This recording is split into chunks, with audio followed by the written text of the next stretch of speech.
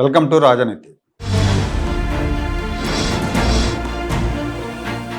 నిన్న ఢిల్లీలో బీఆర్ఎస్ నేత కేటీఆర్ మీడియాతో మాట్లాడుతూ ఆంధ్రప్రదేశ్ ముఖ్యమంత్రి చంద్రబాబు నాయుడిని ప్రశంసించారు.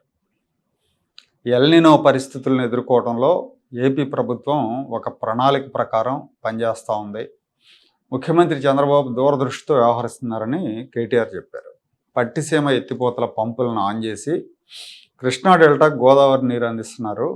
ఎల్నినోను ఎదుర్కొని డెల్టా రైతుల ప్రయోజనాలని కాపాడే ప్రయత్నం చేస్తున్నారు చంద్రబాబు అని కేటీఆర్ అన్నారు. అలాగే కేంద్రం మీద ఒత్తిడి తీసుకొచ్చి విశాఖ ఉక్కు కర్మాగారాన్ని రక్షించుకున్నారని కూడా ఆయన కితాబు ఇచ్చారు.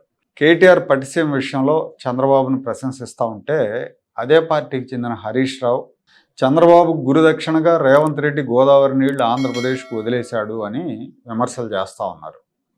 నిజానికి ప్రస్తుతం గోదావరి నది నుంచి గోదావరి డెల్టాకి అలాగే పట్టిసీమ ద్వారా కృష్ణా డెల్టాకి నీరు విడుదల చేసిన తర్వాత కూడా రోజుకు 30,000 క్యూసెక్కుల నీళ్లు సముద్రంలోకి కలుస్తున్నాయి. ఆ నీరు కూడా కాళేశ్వరం ప్రాజెక్టుతోనో ప్రధాన గోదావరి నదితోనో సంబంధం లేకుండా ఉపనదులైన శబరి సీలేరు ద్వారా వస్తూ ఉంది. గోదావరికి ఉపనదులైన శబరి సీలేరు ఆంధ్రప్రదేశ్ భూభాగంలోంచే గోదావరిలో కలుస్తాయి. కాబట్టి హరీష్ రావు విమర్శలు ఎంత అర్ధరహితంగా ఉంటాయో అర్థం చేసుకోవాలి. పైగా ఇక్కడ తెలివి ఉన్న ఏ ముఖ్యమంత్రి కూడా తన రాజకీయ ప్రయోజనాలను పక్కన పెట్టేసి పక్క రాష్ట్రానికి సహకరించడు, పొరుగు రాష్ట్రానికి సహకరించడు. రేవంత్ రెడ్డి అంత తెలివి తక్కువైన రాజకీయ నాయకుడు ఏమీ కాదు. తన ప్రయోజనాలు దెబ్బతినే విధంగా ఆంధ్రప్రదేశ్కి సహకరించే ప్రశ్నే ఉండదు. కానీ ఏంటంటే హరీష్ రావు ఏంటంటే సందర్భం ఉన్నా లేకపోయినా ఆంధ్రప్రదేశ్కి చంద్రబాబుకి లింక్ చేసి విమర్శలతో విరుచుకుపడతా ఉంటారు. కేటీఆర్ కూడా విమర్శలు చేస్తూ ఉంటారు. కాకపోతే అప్పుడప్పుడు కేసీఆర్ ప్రశంసలు కూడా ఉంటాయి. అంటే ఈ ప్రశంసలతో తెలుగుదేశం మీద చంద్రబాబు మీద బీఆర్ఎస్ వైఖరి మారింది అనుకోలేం. గతంలో కూడా కేటీఆర్ చంద్రబాబును ప్రశంసించిన సందర్భాలు ఉన్నాయి. బీఆర్ఎస్ పార్టీ అధికారంలో ఉన్నప్పుడు కేటీఆర్ మంత్రిగా ఉన్నప్పుడు హైదరాబాద్లో ఐటీ రంగం డెవలప్ కావడానికి చంద్రబాబే కారణమని, చంద్రబాబుకు విజన్ ఉందని కొన్ని సందర్భాల్లో చెప్పారు. కానీ అదే చంద్రబాబు అరెస్ట్ అయినప్పుడు కేటీఆర్ చేసిన ట్వీట్ చాలా వివాదాస్పదమైంది. అలాగే అరెస్ట్కి నిరసనగా హైదరాబాద్లో ప్రదర్శనలు చేస్తూ ఉంటే ఆ ప్రదర్శనలు కూడా తప్పుపట్టారు. ఎక్కడెందుకు చేస్తారు వీళ్ళు, ఆంధ్రాలో చేసుకుంటున్నారు, పోలీసుల ద్వారా అడ్డుకునే ప్రయత్నం చేశారు. దాని మూలంగా బీఆర్ఎస్కి ఆ తర్వాత జరిగిన అసెంబ్లీ ఎన్నికల్లో రాజకీయంగా నష్టం జరిగింది. తెలంగాణలో నెలకొన్న రాజకీయ పరిస్థితులను బట్టి ఈ ప్రశంసలు విమర్శలు ఉంటాయి. చంద్రబాబును ప్రశంసించినంత మాత్రానే బీఆర్ఎస్ వైఖరి మారిందనో లేదంటే వైసీపీతో సంబంధాలు తెగతింపులు చేసుకుంటుందనో అనుకుంటే అది అమాయకత్వం అవుతుంది.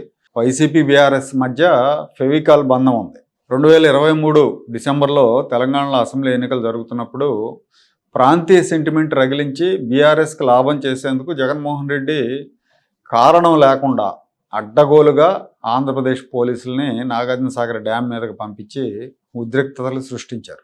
ఇప్పటికి కూడా ఆ రెండు పార్టీల సోషల్ మీడియాలు ఉమ్మడిగా పనిచేస్తున్నాయన్న ప్రచారం ఉంది. ఇప్పుడు మరి కేటీఆర్ ప్రశంసలు ఎందుకు అంటే, ఒకటి రేవంత్ రెడ్డి ప్రభుత్వాన్ని బద్నాం చేయడానికి, రేవంత్ రెడ్డిని రైతుల్లో బ్యాట్ చేయడానికి. కాళేశ్వరం ప్రాజెక్టులో భాగమైన కన్నెపల్లిలో పంపులు స్టార్ట్ చేసి తెలంగాణ రైతులకు నీళ్లు ఎందుకు ఇవ్వమని ప్రశ్నిస్తున్నారు. వాళ్ళు కన్నెపల్లి నుంచి నీరిచ్చే అవకాశం ఉన్నా రేవంత్ రెడ్డి ప్రభుత్వం ఇవ్వటం లేదని బీఆర్ఎస్ పార్టీ కేటీఆర్ విమర్శిస్తున్నారు. కాళేశ్వరం ప్రాజెక్టులో నేషనల్ డ్యామ్ సేఫ్టీ అథారిటీ సూచనల మేరకే నీటిని నిల్వ చేయట్లేదని రేవంత్ ప్రభుత్వం చెప్తా ఉంది. ఇక్కడ కేటీఆర్ వ్యాఖ్యల వెనక పరమార్థం చంద్రబాబును పొగిడేయడని కాదు, చంద్రబాబు భుజాల మీదుగా రేవంత్ రెడ్డిని టార్గెట్ చేయడంగా భావించాలి. దీంతో పాటు త్వరలో జరగబోయే జీహెచ్ఎంసీ ఎన్నికలు కూడా ఒక కారణం. చంద్రబాబును ప్రశంసించడం ద్వారా నగరంలో ఉన్న టీడీపీ అనుకూల ఓటర్లని ఆకర్షించే ఎత్తుగడ, వాళ్లలో బీఆర్ఎస్ పట్ల ఉన్న వ్యతిరేకతని తగ్గించే ప్రయత్నం. ఈ ఎన్నికల్లో ఎటు టీడీపీ పోటీ చేయదు కాబట్టి గణనీయంగా ఉన్న టీడీపీ సానుభూతి పరులను ఆకట్టుకునే వ్యూహం కూడా ఉండుండొచ్చు. ఇక్కడ అన్ని పార్టీలు కూడా టీడీపీ సానుభూతి పరులైన ఓటర్లను ఆకర్షించే ప్రయత్నం చేస్తాయి, ఒక కవిత పార్టీ మినహా. కవిత పార్టీ మినహా అని ఎందుకు చెప్తున్నానంటే, కవిత ఇటీవల కాలంలో ఆంధ్రాకి వ్యతిరేకంగా చిన్న చిన్న విషయాలకే రెచ్చిపోతున్న చిల్లర మందకు మద్దతిస్తూ ఉన్నారు.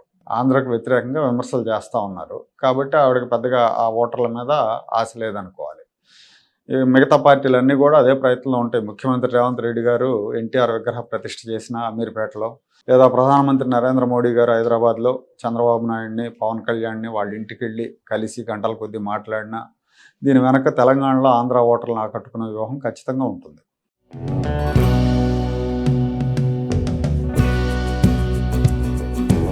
Like, share and subscribe to Rajaniti channel.